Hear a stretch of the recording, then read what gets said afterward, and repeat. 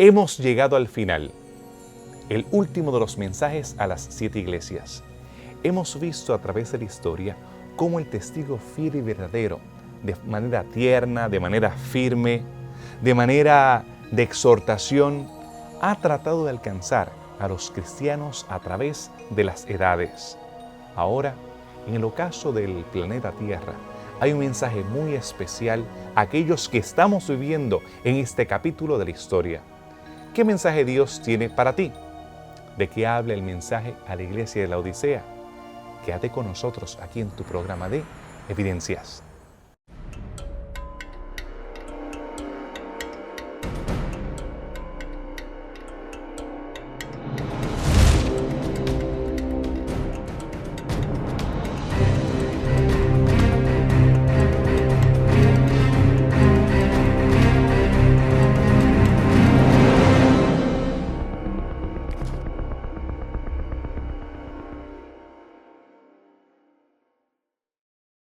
Bienvenidos nuevamente al programa de Evidencias. Terminando ahora nuestra temporada que hemos dedicado al tema de las 7 iglesias, Apocalipsis 2 y Apocalipsis 3. Estamos contentos con su participación a través de Facebook y los mensajes que han estado escribiéndonos, mensajes de apoyo y sugerencias. Y también nos gusta poder enviarles los estudios bíblicos que ustedes han estado solicitando.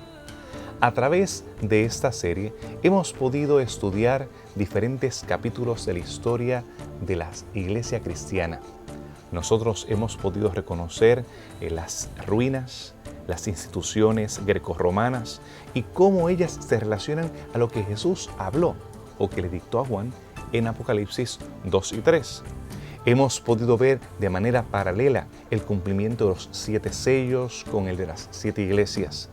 Y ahora hemos llegado al final, al último mensaje dedicado a la iglesia de Laodicea. Laos dikos, la gente del juicio. ¿Cómo era la situación económica para la iglesia de Laodicea? O en este caso, para la ciudad de Laodicea, ahí en el valle con el río Ligus. Nosotros podemos ver que ellos tienen una próspera industria que tiene que ver con lana. Ellos también eran tan ricos que rechazaron la ayuda después del funesto terremoto que azotó a toda esa área durante el primer siglo. ¿Qué relación tiene su situación económica con el mensaje del testigo fiel y verdadero? En esta ciudad pues era también conocida por sus comercios, especialmente el comercio de la lana negra que provenía de ciertas ovejas y ciertos carneros que son naturales de ese lugar. Y esta lana negra es muy importante para el comercio antiguo y todavía sigue siendo importante. Y es un material muy caro y es un material pues, que se codiciaba también en la antigüedad. También era muy conocida por su escuela médica. Y en esta escuela médica que contenía allí, ellos vendían un polvo que se llamaba el polvo de Frigia. Y este polvo se utilizaba como se menciona en el libro de Apocalipsis, era lo que se conocía como el colirio. Y ese polvo de Frigia era utilizado en estas escuelas médicas para tratar, pues, de acuerdo a la ciencia y a la medicina de aquel entonces, para tratar a los enfermos. Y aunque esta medicina estaba relacionada con ciertas ceremonias rituales y paganas, pues muchas personas pues acudían allí y eran muy importantes y eran muy famosas por esas escuelas.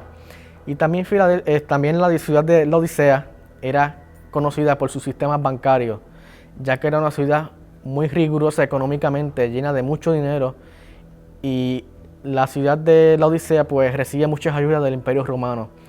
Por lo tanto, ellos establecieron estos sistemas bancarios para funcionar y trabajar con todo este dinero que ellos tenían. Y de acuerdo también al historiador Tácito, la importancia económica de Laodicea la podemos ver cuando en el año 60 de la Era Común ocurrió un terremoto. Y como otras ciudades, pues fue también destruida la ciudad de Laodicea.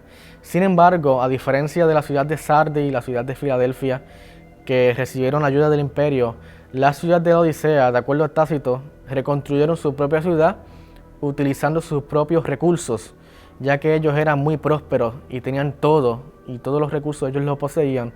Así que ellos denegaron la ayuda que le ofreció el imperio y con sus propios recursos, solamente en 5 y 6 años, lograron reconstruir su ciudad completamente. Y esto nos da una idea de cómo eran las personas que se encontraban allí y cómo eran estas personas y su estatus social y la comodidad en la cual ellos se encontraban. El mensaje de Jesús a la iglesia de la Odisea está íntimamente relacionado a la situación económica. El hecho de que haga referencia a la lana blanca en contraste con la lana negra que utilizaban la gente adinerada y que ahora Jesús le presenta una alternativa. La mención del oro y el colirio, todo tiene relación con lo que hemos podido analizar del contexto cultural y económico de la iglesia de la Odisea. Pero, ¿qué más podemos aprender acerca de esta ciudad antigua? ¿Será que hay ruinas que han quedado hasta nuestros días y que podemos nosotros investigar y aprender un poco más de ese mensaje para nuestros días? Quédate con nosotros después de esta pausa aquí en Evidencias.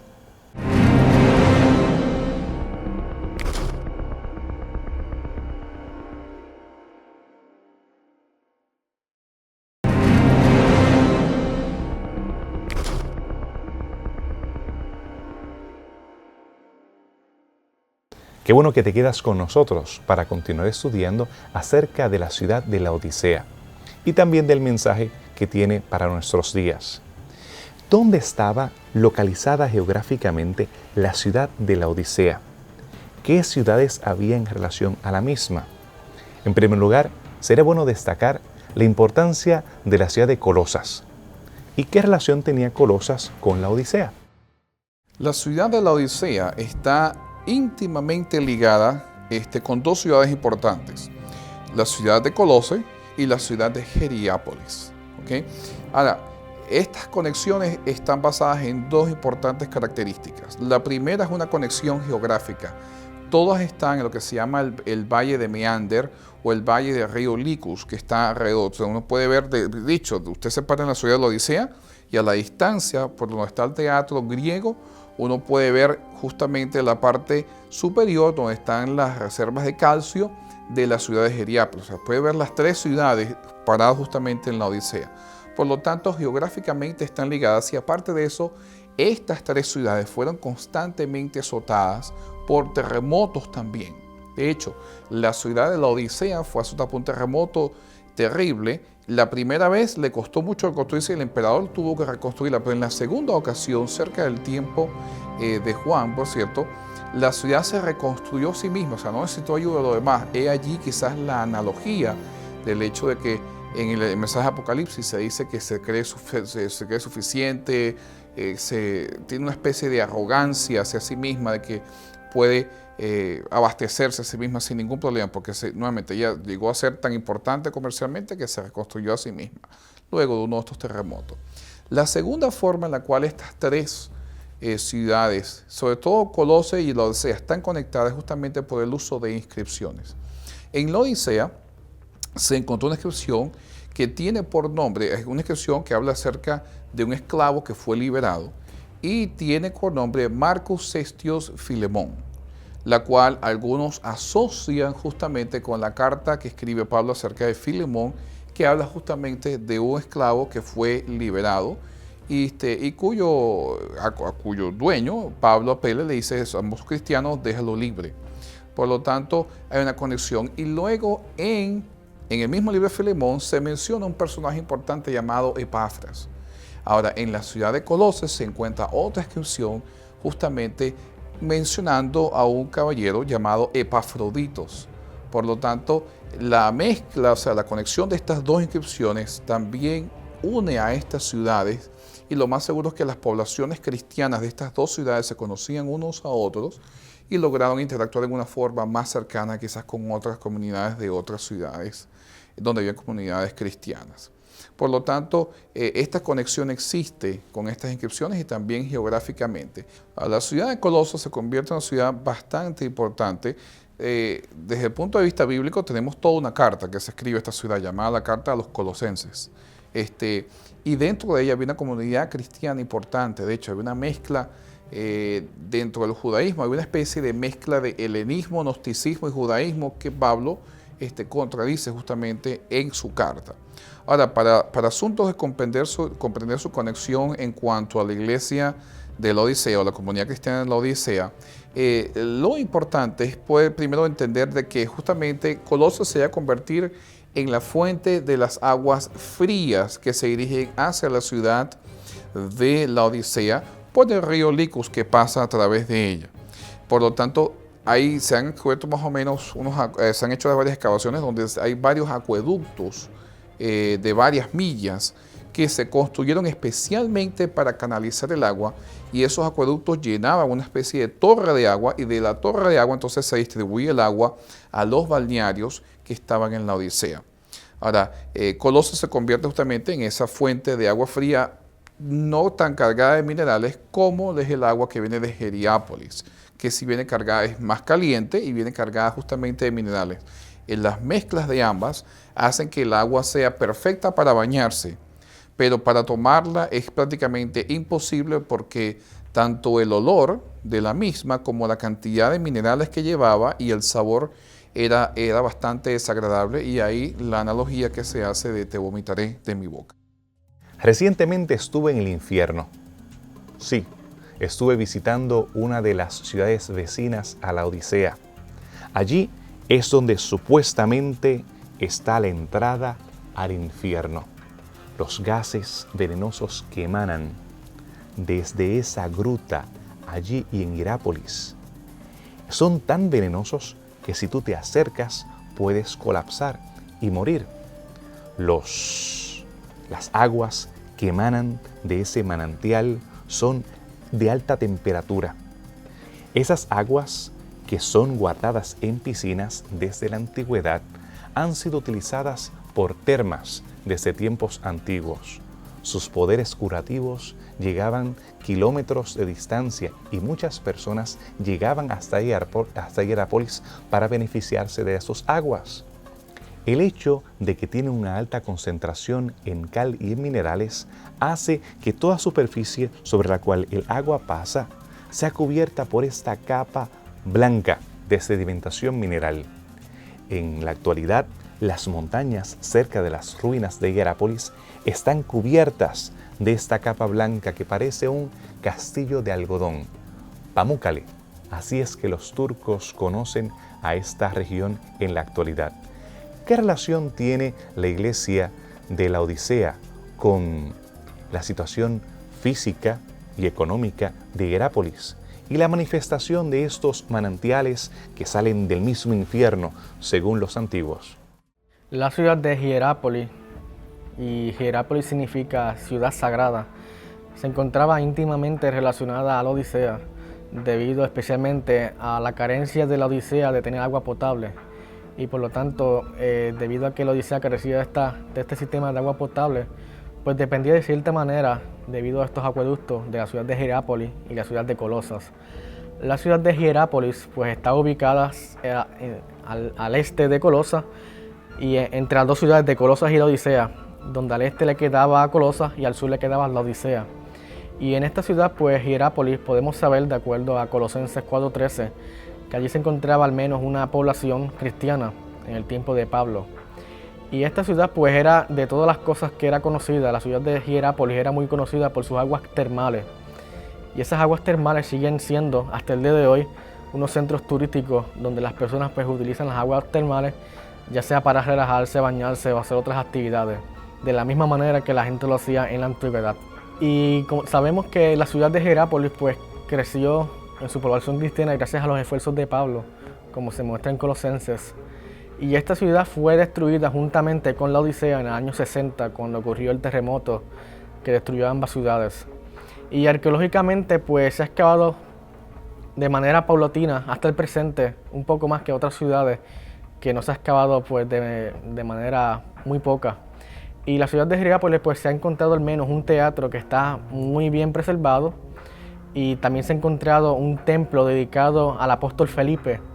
Al apóstol Felipe, de acuerdo a Hechos 6:5, fue uno de los apóstoles que se mencionan allí. Y de acuerdo a las tradiciones cristianas, pues él murió en esa ciudad, en la ciudad de Hierápolis. Y por lo tanto, en algún momento, alrededor del siglo IV, siglo V, se construyó un templo dedicado al apóstol Felipe, que se encuentra pues actualmente en lo poco que se ha encontrado arqueológicamente de la ciudad de Hierápolis.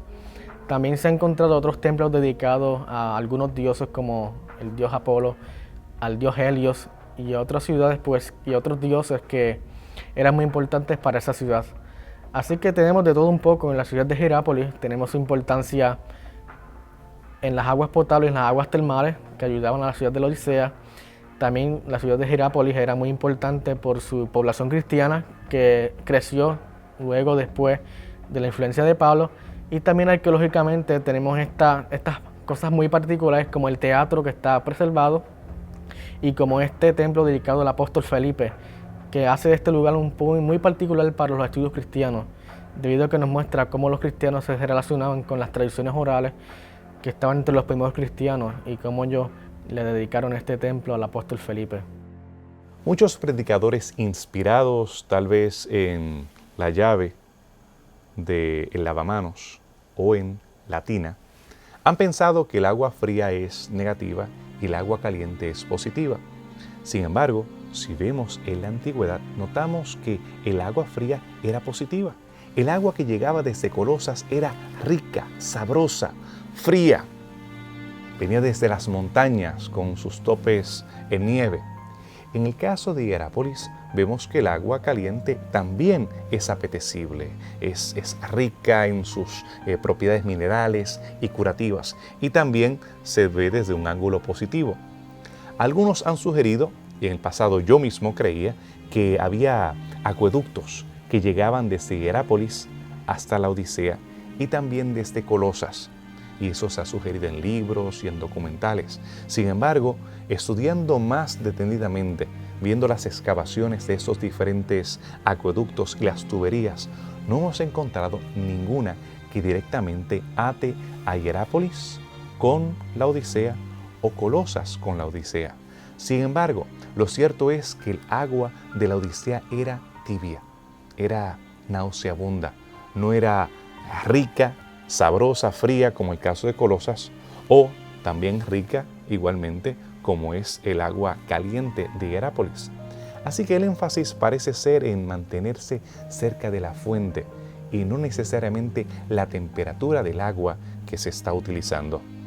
Pero, ¿qué más podemos aprender acerca del mensaje que tenemos en Apocalipsis con la geografía, la política, la economía o las ruinas que tenemos en la Odisea? ¿Habremos encontrado algunas ruinas impresionantes como las que tenemos en Éfeso y en Pérgamo? ¿O será que la ciudad ha quedado debajo de alguna ciudad moderna?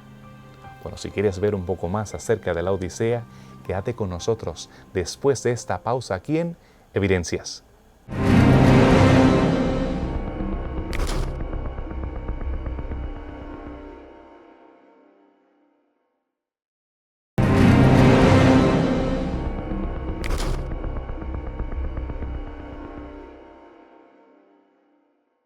Bueno, ya estamos a mitad de este episodio sobre Correo para ti, dedicado a la iglesia de la Odisea. Hemos estudiado acerca de esta ciudad, una ciudad que estaba cerca de Hierápolis con su agua caliente y también de Colosas con su agua fría. Y vemos que en Colosas no se ha excavado, solamente tenemos el montículo, el tel, que básicamente no ha sido tocado. Tenemos evidencia de un teatro, pero también está bajo tierra. Hemos visto rocas que han sido movidas para ser utilizadas en casas o en algunos casos en algunos establos. Hace algunos años atrás estuve investigando allá en Colosas y nosotros incluso en los caminos angostos que llegan hasta el área del tel, nosotros vimos parte del camino colapsar al lado nuestro. Así que no tenemos oportunidad todavía de estudiarla con detenimiento. En el caso de Hierápolis vemos una necrópolis impresionante. Todas esas tumbas de diferentes formas, diferentes periodos. Vemos un teatro impresionante. Vemos también basílicas, evidencia de iglesias. Vemos las termas, vemos el gimnasio. Realmente es una ciudad muy especial. Pero ¿qué acerca de la Odisea? ¿Quiénes han excavado en la Odisea? Hace 15 años, cuando fui por primera vez a la Odisea, había evidencia de que se había hecho algo de excavación y reconstrucción, pero mínimo. Realmente no se le había puesto el mismo esfuerzo y energía que en el caso de Éfeso o el caso de Pérgamo. Pero es interesante que en la última década ha habido un énfasis en la excavación de parte de universidades locales y también universidades en el extranjero. ¿Quiénes son los que han estado trabajando en la Odisea durante los últimos años? La Odisea llegó a convertirse, de hecho, uno de los nombres que tuvo la Odisea se llama Diospolis, en honor a la deidad principal que se oraba en esa ciudad, que era el dios Zeus o el patrón de los cielos, el dios más importante de la cosmología griega. Ahora, estas excavaciones en la ciudad de la Odisea, han habido dos excavaciones importantes efectuadas por los franceses en los años 1960 a 1963, más o menos en esa época. Y recientemente los turcos están también haciendo varias excavaciones. Dentro de la misma se ha encontrado algo interesante. De hecho, yo estuve en esa ciudad y tomé varias fotografías acerca de las excavaciones y de varios de los otros que se han encontrado, pero se han encontrado dibujos de menorás, ¿okay?, con símbolos cristianos, o sea, que reflejan que en la ciudad en realidad había una comunidad judeo-cristiana. Menorá es el símbolo típico judío, mientras que la cruz es el símbolo típico cristiano. Por lo tanto, se ha encontrado, y al lado justamente se encuentran varios de los símbolos paganos, donde refleja la oración justamente tanto al dios Zeus como a otros dioses paganos. Por lo tanto, las excavaciones han encontrado los balnearios, se ha encontrado quizás el plano del templo de Zeus que está siendo reconstruido ahorita para efectos turísticos. Está la calle principal o el cardo máximo de la ciudad con su entrada y algunas áreas residenciales. Entre las cosas que se han encontrado arqueológicamente son algunas cosas que se encuentran en la superficie de lo que era la antigua Odisea. Entre esas cosas que se encuentran actualmente en la superficie tenemos 3 entradas o 3 puertas, que eran las 3 puertas que estaban en la ciudad de la Odisea, que tenían 3 diferentes nombres. Y estas 3 puertas pues se encuentran actualmente parcialmente preservadas en la actualidad. Además de eso, también tenemos preservado de manera parcial un teatro que se encontraba allí. Bueno, al menos 2 teatros, si se pueden contar esos 2 teatros de manera separada. Y también tenemos un estadio que medía unos 1250 pies de largo, un estadio muy grande, que también está parcialmente preservado. También algunos historiadores como Cícero mencionan que en estos estadios y en estos teatros ocurrían batallas de gladiadores. Así que la Odisea fue uno de esos lugares prósperos donde se hacían batallas de gladiadores. Y eso se puede ver pues debido a estos lugares que están parcialmente preservados, donde allí se realizaban estas batallas de gladiadores. Otras de las ruinas que tenemos visibles en la ciudad de la Odisea son unos baños que estaban dedicados al emperador Adriano y su esposa. Estos baños eran estos tipos de baños termales que eran muy famosos entre los romanos, de las personas, especialmente las personas con muchos recursos, pues iban a estos lugares, a veces pues pagan alguna cantidad y se iban allí ya sea a bañarse o a pasar un rato, muy parecido a lo que hoy día pues llamaríamos como un jacuzzi. Y en aquellos tiempos pues eran estos baños de aguas termales que eran calentados con cierta tecnología que estaban abajo y donde estas pilas prácticamente de estos materiales que eran calentados hacían que estos baños se volvieran termales. Así que era una tecnología muy avanzada para aquellas épocas utilizar estos baños que se encontraban también en la Odisea. Aparte de eso, también podemos mencionar las estructuras como los acueductos que fueron construidos gracias a la ingeniería famosa de los romanos. Y estos acueductos todavía tenemos algunos en pie que se encuentran visiblemente hasta el día de hoy en el presente. Y estos acueductos miden unos 15 pies de alto. También se han encontrado 2 teatros, uno griego, que por cierto el teatro griego está construido a lo largo y ancho de la colina encima de la cual está la ciudad. Y de ahí se puede ver la ciudad de Heriápolis. Es bastante profundo el teatro. Y también hay un teatro más pequeño que es un teatro romano.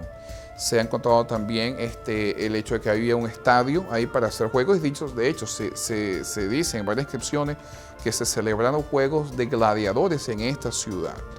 Al mismo tiempo se han encontrado los bañarios y los acueductos que se reflejan, que canalizaban el agua hacia los balnearios famosos de la ciudad de la Odisea. Sobre todo lo que se ha descubierto es que la ciudad, en realidad, es una ciudad bastante adinerada. Casi todas las estructuras eran de mármol, era gente con mucho dinero y con mucho poder político y económico. Por lo tanto, es lo que hemos encontrado, o lo que se ha encontrado en la ciudad de la Odisea. Es fascinante lo mucho que se ha encontrado a través de estos años ahí en la Odisea. Algunos prometen que esta va a ser un rival en cuanto a restos arqueológicos con lo que hemos visto en Éfeso y en Pérgamo, aunque eso es bastante difícil a recordar todo lo que se ha excavado en esos dos lugares. Pero mucho queda todavía bajo capas de sedimentación y después de muchos terremotos que han sucedido a través de los siglos. Algunos han sugerido que en esas excavaciones sería interesante encontrar la carta a la Odisea. Sí, en el libro de los Colosenses, Colosas, que queda al lado, se menciona a Hierápolis y se menciona a la Odisea. Y el apóstol Pablo urge a los hermanos de Colosas que lean la carta de la Odisea y que los de la Odisea tengan acceso a la carta a los colosenses. Qué fascinante sería encontrar esa carta y qué mensajes tendría para nosotros en nuestros días. Bueno, no podemos especular de lo que no tenemos en nuestras manos, pero sí tenemos un mensaje, que es el mensaje que aparece en el libro de Apocalipsis, esa carta para la iglesia de la Odisea y que es un correo también para ti. ¿Qué implicaciones tiene el contenido de la misma? ¿Cómo lo puedo aplicar a mi vida? Quédate con nosotros después de esta pausa aquí en Evidencias.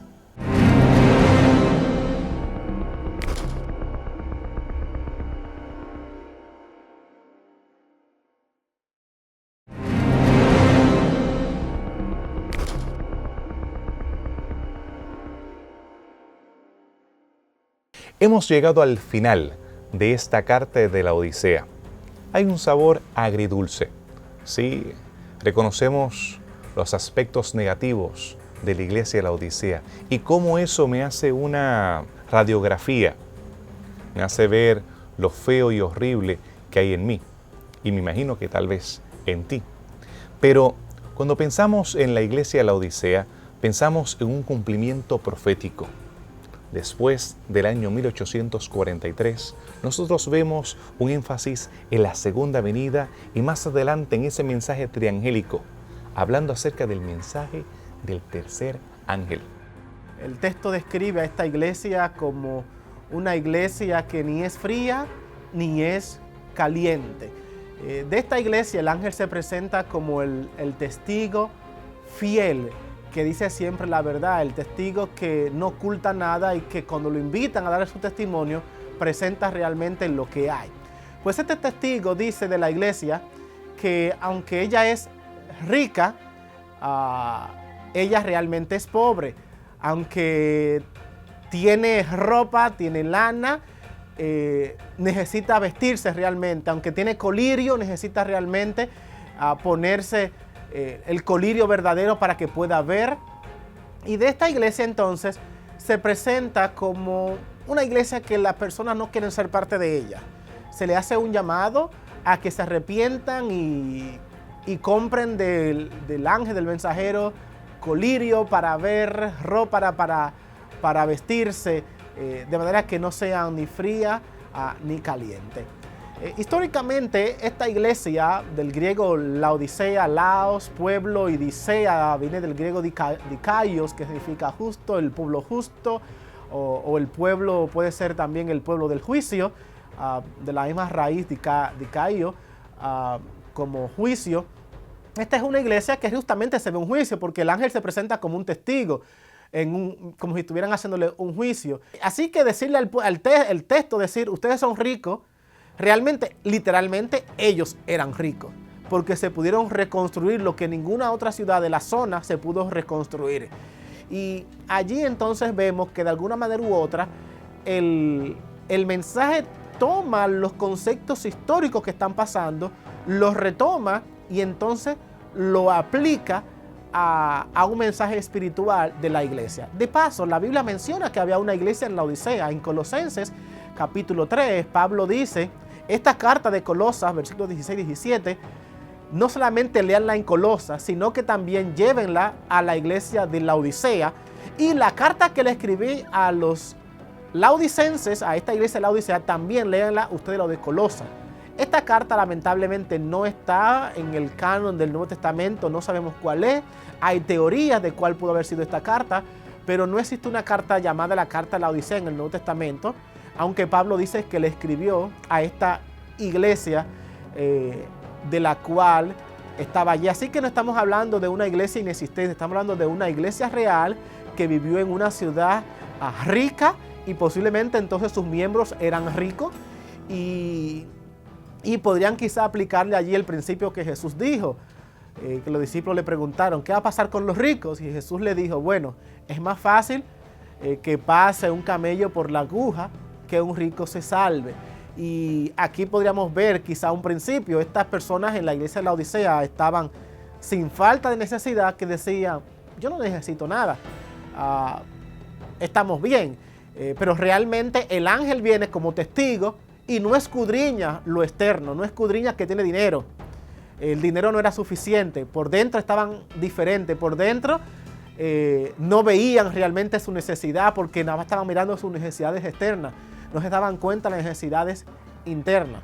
Y es por eso que el ángel testifica y le hace una amonestación a esta iglesia para que se arrepientan y puedan escuchar realmente lo que le está pasando y puedan arrepentirse y Dios pueda darle entonces la victoria y puedan heredar la gran promesa que se presenta allí, es que se sentarán con Cristo, así como Él también se ha sentado en el trono de Dios. Los teatros, que en la Odisea tenemos 2 de ellos, podemos notar que son griegos porque no se sostenían sobre sí mismos, sino que se hacían sobre las montañas. Los romanos son los que con el desarrollo de los arcos pueden hacer teatros que se sostengan sobre sí mismos. En los teatros teníamos a los actores, que eran conocidos como los hipócritos. Así que era algo agradable ser familia o ser conocido de hipócritos. Era un hipócrita, una persona que podía actuar y hacer de cómico o de dramaturgo. En el caso de las vasijas, algunas personas sugieren que cuando una vasija era quebrada, se le ponía cera para que no se notara, como en este caso, no se notara la quebradura de la vasija. Después se pintaba y la vasija entonces se vendía como una vasija hermosa. Pero cuando el sol le daba, cuando en el caso de las que se utilizaban para cocinar, se le aplicaba el calor, entonces se veía quién realmente era. Era un hipócritos, una farsante. A diferencia de una vasija que era sincera, sin ningún tipo de alteración. Posiblemente este era el origen, la etimología de estas palabras. No estamos seguros 100%, pero sí nos hacen ver la diferencia entre un hipócritos y una sincera. En el caso de la Odisea, eso de no ser frío ni caliente, el hecho de estar separados de la fuente, ya sea de las montañas como Colosas o cerca del manantial como en Hierápolis. Mantente cerca de la fuente, es el mensaje. Y continúa diciendo el testigo fiel y verdadero, he aquí, yo estoy a la puerta y llamo. Si alguno oyere mi voz y abriere la puerta, yo entraré a él, cenaré con él y él conmigo. ¿Qué mensaje Cristo tiene para ti? Tradicionalmente, el mensaje de la Odisea con respecto a que la iglesia es ni tibia, ni fría, ni caliente, ha sido interpretado como que si es caliente es bueno, si es tibia no es ni bueno ni malo, está que no se decide, y si es fría es malo. Han visto una gradación de bueno a malo. En el texto en ningún momento se dice que ser caliente es malo, que ser frío es malo, que ser caliente es bueno, que ser frío es bueno. Lo único que se dice es que ser tibio es malo. Así que podríamos pensar entonces que el único problema de la iglesia de la Odisea no es que no es fría, no es que no es caliente, es simplemente que es tibia. Eso es lo malo.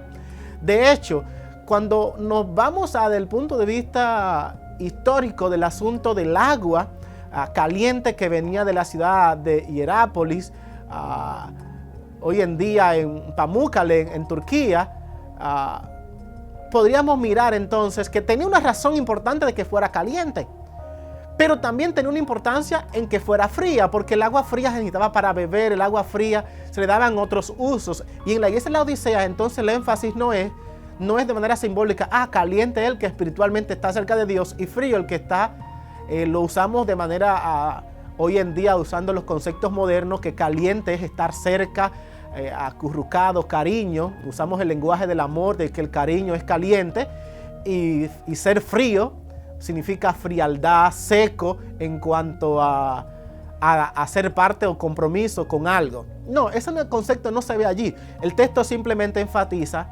hay que estar en uno de los lugares. Ni eres ni aquí, ni está allá, y por lo tanto te voy a vomitar.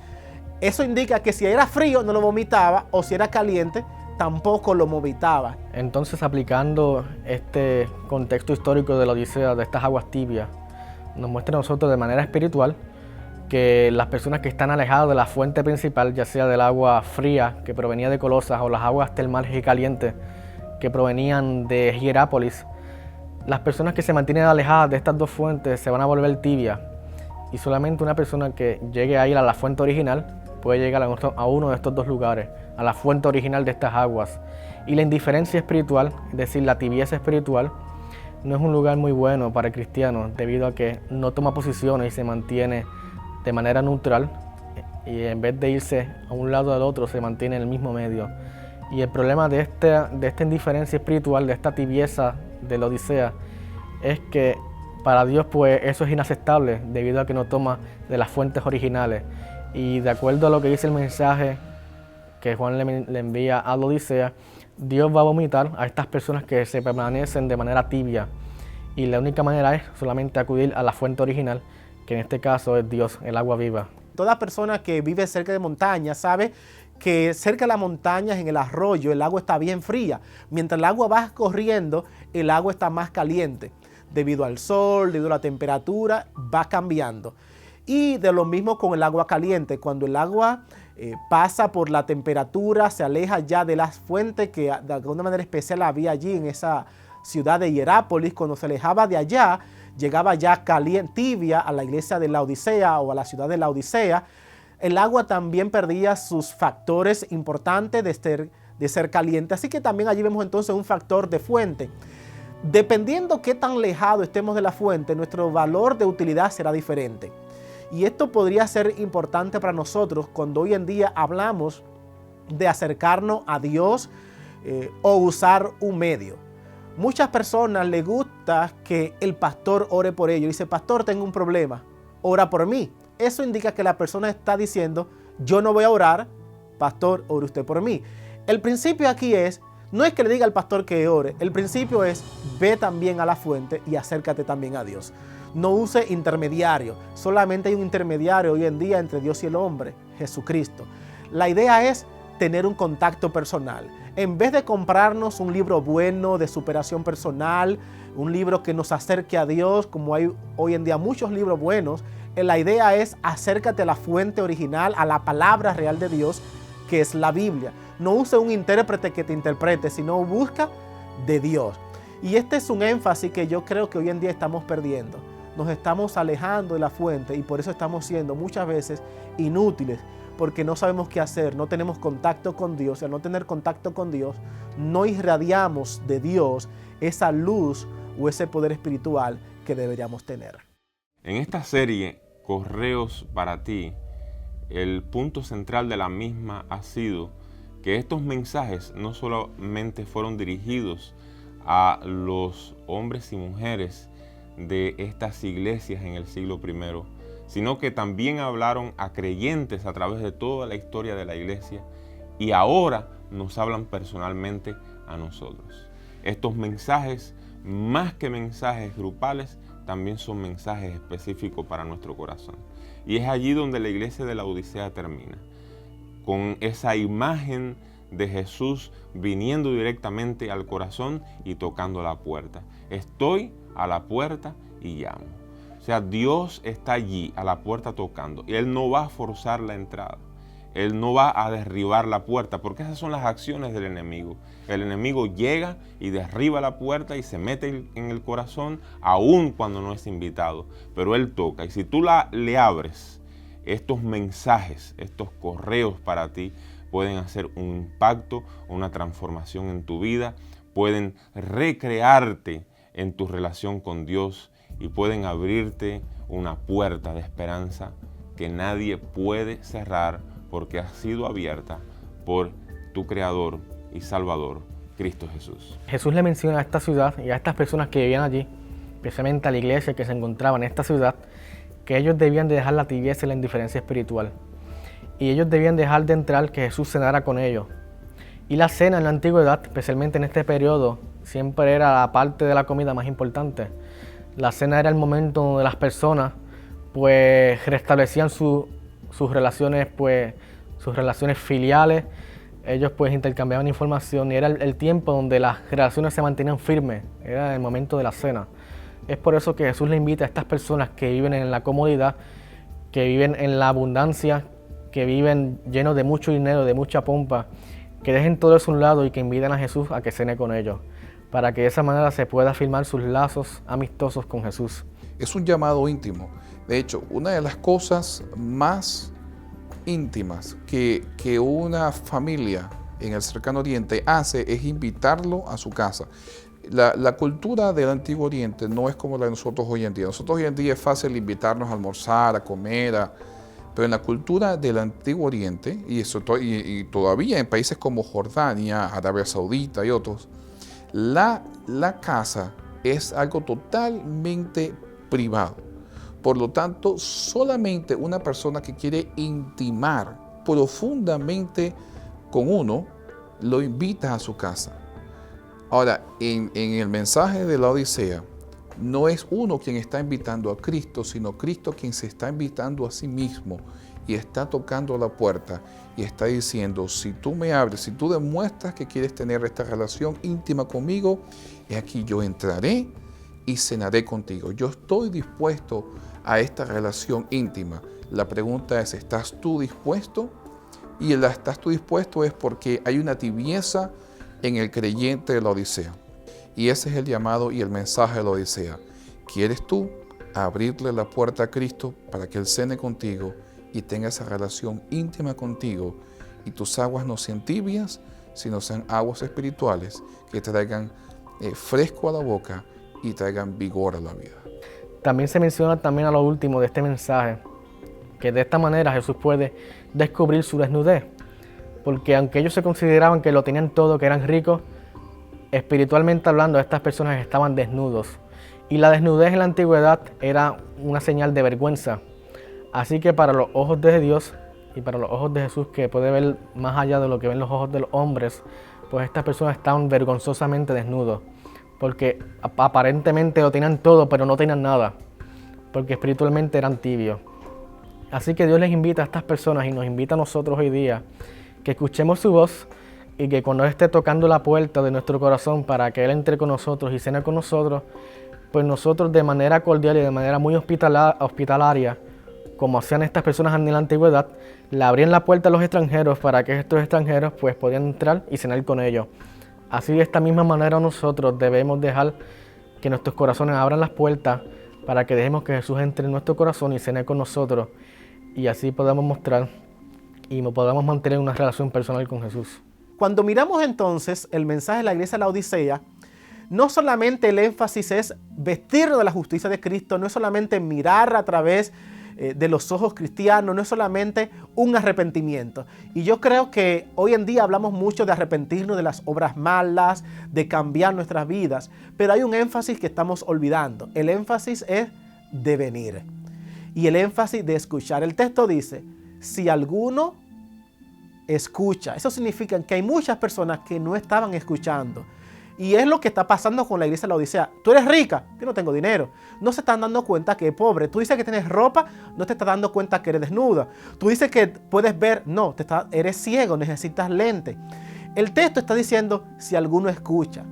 Si alguno escucha y se da cuenta que realmente lo que digo es verdad, ese es el primer concepto, escuchar. El segundo concepto es, si escuchaste es importante, pero no lo es todo. Puedes haber escuchado y no haber hecho nada. Si escucha, ahora hay un segundo principio. Y abres la puerta. Este es el segundo principio. Yo creo que hay muchas personas que han estado leyendo la Biblia, muchas personas que han estado siendo fieles seguidores de este programa Evidencias y de esta sección profética que ya tenemos un tiempo tratándola y han estado escuchando. Le ha gustado, pero no han abierto su corazón al Señor. Son televidentes que les gusta saber más de Dios, pero no están dispuestos todavía a entregarle su corazón. Pues este mensaje de la iglesia lo dice, está diciendo, mira, es importante, me estoy contento de que lo haya escuchado, pero necesitas abrir tu corazón. Necesito que entregues tu vida al Señor. Si abres tu corazón, si lo abres, entonces podemos pasar a la siguiente faceta. Podemos cenar juntos, podemos tener una relación. Yo veo una fórmula matemática.